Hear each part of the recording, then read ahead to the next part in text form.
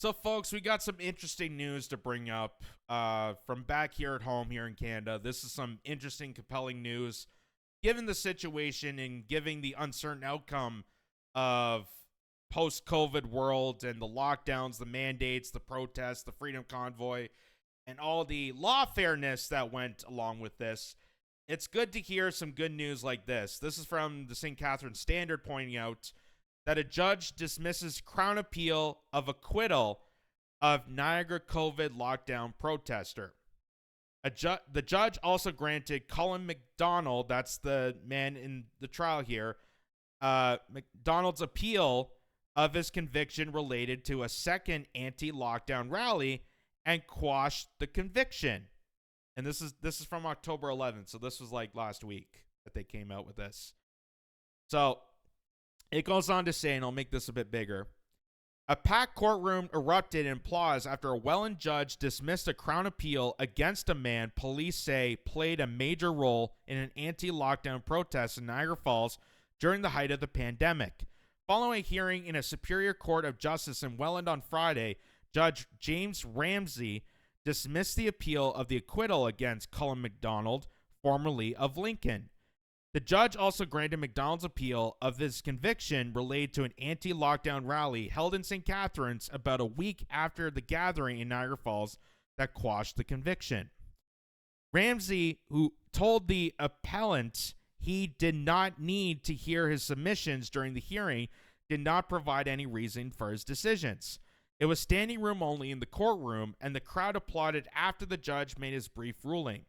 This was an increased police presence in the area as people rallied outside the courthouse in support of McDonald. After the hearing, an emotional McDonald addresses the crowd. "Don't give up hope, no matter what they bleep throw at you," he said. "I said we had two options. We fight or we lose. And I fought and I won, so can everyone hear? This is our win. Was our versus freedom. This is our versus freedom, and we all won." Friday's court proceedings brought to an end to a 3-year legal battle for the 33-year-old former Niagara resident who now lives in Mexico. McDonald, who was previously found not guilty following a trial in Ontario Court of Justice of committing a common nuisance in relation to his role in a large gathering held in Niagara Falls Tourism Court. Under the criminal code, a common nuisance is defined as any activity or act that is likely to endanger the lives, safety, and health of the public. Now, let's not just remember that all the provisions, all the mandates, everything that you were told during the lockdown did not have any scientific backing or explanation to defend their arguments. Everything from the 6-foot rule to masking to the vaccines, which are very safe and effective, everything you were told about it was not approved scientifically and had no explanation to back these claims. There was no scientific principle or argument to back their decisions. They just did it at a whim. And it destroyed a lot of towns and communities, especially in Niagara Falls. Niagara Falls, a huge tourism district. They lost billions of dollars in revenue, city revenue, because of the lockdowns. Even though a lot of these tourism industry centers, the roller coasters, the Movieland Wax Museum, the Funhouse, the Skywheel, all of them did everything they could. They did, outside gatherings. They did the 6-foot rule. They did all the precautions.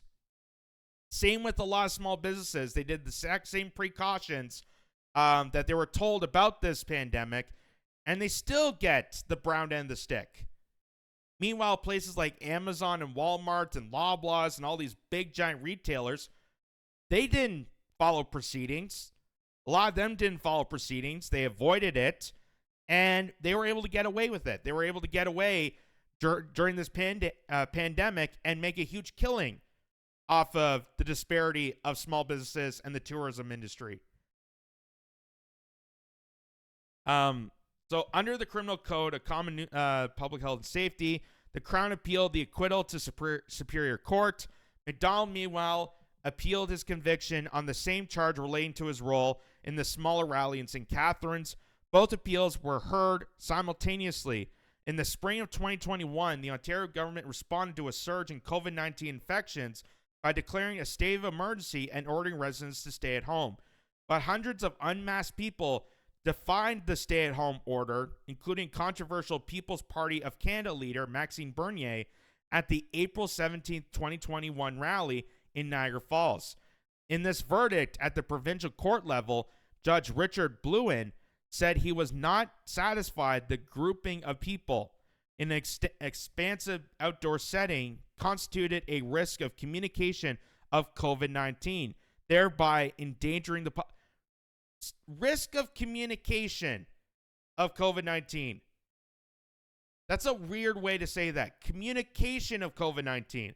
So they didn't even mention the risk factor of the virus. They're worried about the communication. Like, oh my God, if we go outside and talk to each other, it's almost like we've been lied to. It's almost like that whole thing was made up. And notice how during the riots of Black Lives Matter and George Floyd demonstrations, was there any worries about COVID-19? Was there any worries about people gathering outside? Not really. Surprisingly. And they're saying they're worried more about the communication of COVID, not COVID itself. Isn't that interesting? Isn't that interesting? In his submissions in Superior Court on Friday, Assistant Crown Attorney Michael Lucifora argued Blouin made glaring errors in his decision as he did not to take into consideration all the relevant facts in relation to the spread of COVID-19. Dr. Matthew Muller, an infectious disease physician from Toronto, testified at both trials that the province was experiencing a significant wave of infections at the time of the Niagara demonstrations. He said both events had the potential to create a risk of infections, but the risk would have been lower compared to a gathering held indoors. So, again, this is just, it shows every time we see these trials, every time we see the outcomes and people testifying, it just exposes more of the manufactured lies done by big pharmaceuticals, the tyrannization of government, compiling together to force these restrictions onto the Canadian populace. And that's what they did here. That's what they did here. And the reason they cared so much, especially in Niagara being a border city, and that's a really big deal because that was when the trucker movement, the trucker convoy, really took action. When they blocked the bridges, whether it was the Rainbow Bridge in Niagara Falls or the Ambassador Bridge from Windsor, Detroit, or even the crossings across the prairies. That is what stirred the most controversy. It wasn't the fact that they were gathering in Ottawa on the streets. The biggest nuisance for the federal government that compelled them to take the actions that they did to arrest the people who were deemed the organizers of this, the actions of, freezing bank accounts of people not only that attended this rally, but people supporting this rally. The reason they did that was because the protests near border cities that were blocking business transactions heading over the border. And because the province of Ontario, the country of Canada, and the United States were losing money because truckers weren't crossing the border to give goods and services because of these blockades, that's why they took action. That's why they took action. Because it was affecting huge amounts of money by big corporations. And big corporations don't want to lose money.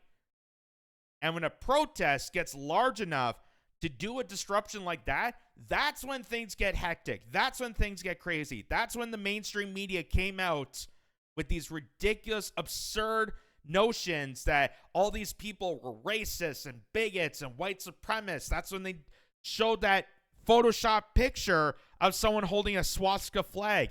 It was completely manufactured because of that. because these protests were afflicting major business. And because they were losing a lot of money, that's why the government, Justin Trudeau, got out of his shell after his COVID hiding stunt, got out of his shell and demanded to freeze bank accounts of people because it was affecting international business trade of Canada. Luciferia at the appeal hearing said while the risk was minimized, it was not eliminated, and therefore McDonald's actions constituted committing a common nuisance. While Bluin acquitted McDonald in the first trial, the judge who presided over the trial relating to the St. Catharines event had a diametrically different opinion.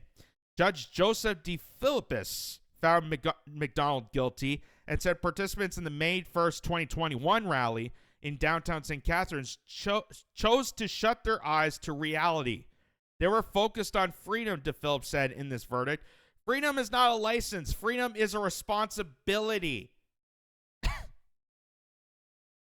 The defendant's freedom to swing his arms ends at my nose.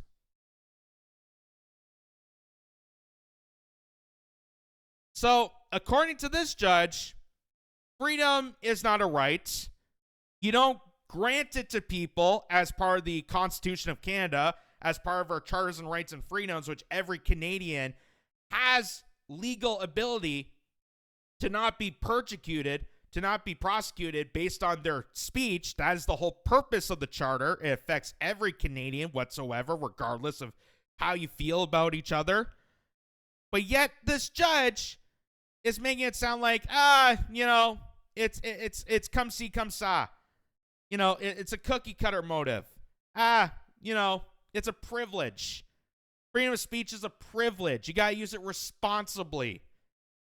And by responsibly, does he mean actually telling the truth? No. When it comes to responsibility of freedom of speech, it's repeating the propaganda told by the government. The biggest nuisance liars in Canada. The biggest liars of the government, and then the media that repeats that garbage. Those are the two predominant liars on the face of the earth in Canada here. And then a way distant third, way down there, are randos on the internet. So tell me, Judge, who really should be taking responsibility for their speech? Who should be holding accountable for their discretion, especially at a larger scale? Considering the federal government is responsible for assisting and aiding the entire population of Canada as opposed to one individual. Who has more of a responsibility? This guy or Justin Trudeau? This guy or Theresa Tam? Who has more responsibility? This guy or Chrystia Freeland? McDonald, who represented himself at both trials, testified he was simply a participant and not an organizer of either event. He maintained he was exercising his right to participate in a peaceful assembly protected by the Canadian Bill of Rights. Exactly. My victory in Superior Court means a great deal to me because it stands as a challenge to the government overreach and a defense of the fundamental rights of all Canadians, McDonald wrote in an email statement Friday afternoon. He said his case highlights the importance of addressing the misuse of the legal system to silence dissident. And that is exactly what this is all about, folks. This is exactly why they held back Tamara Lynch for so long, why they never gave her a proper trial, and how they've ended up in hindsight of keeping down low and not giving her a fair trial. They were trying to make up more charges on her because they were trying to squash the dissonance of her perspective, why she organized the trucker convoy, what her intent was. That's what kind of broke the case, was once they figured out the intent was not to go after Parliament and not to swarm in like January 6th. They were trying to compel that to what Tamara Lynch and Chris Barber were doing. They were organizing people together peacefully to gather together all walks of life in the most unified Canadian movement that we've ever seen to challenge the restrictions that were affecting every single person, regardless if you like the truckers or not. And considering the fact that Justin Trudeau and the federal government at the start of the pandemic congratulate the truckers as essential workers and then do this to them, shows how blatantly disgusting and how they just fold in an instant when big donors walk in. And that's exactly what happened. Big pharmaceuticals walk into Parliament. Justin Trudeau, Chrystia Freeland, Theresa Tam, all these individuals that put out these mandates, put out these restrictions, said we got, silence you for health reasons. We got give up your business for health concerns. You are not allowed to go outside because of health reasons. Did at the fold of a blank check by Big Pharma. And it's costing us our freedoms. It's costing us our liberties that our founding fathers, our ancestors that came to this country, the people that fought for this country, have spent years putting Canada together into a peaceful society that I grew up to. And this is how our Canada government is responding to its own people. So kudos on to Colin McDonald for this win.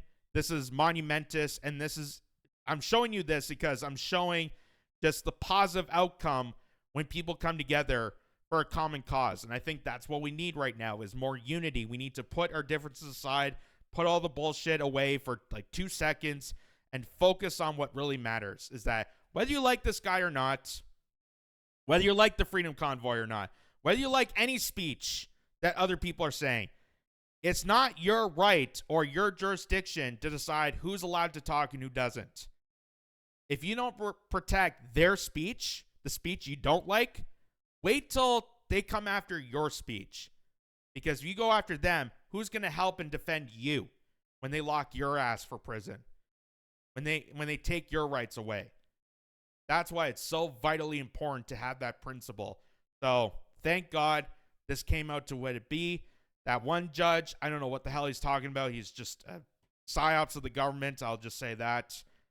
But thank God we got some positive outcome in this just horrific legal battle for just being a simple Canadian and practicing his eligibility and his rights of peacefully protesting and freedom of assembly and freedom to speak his mind, especially when it comes to government tyranny.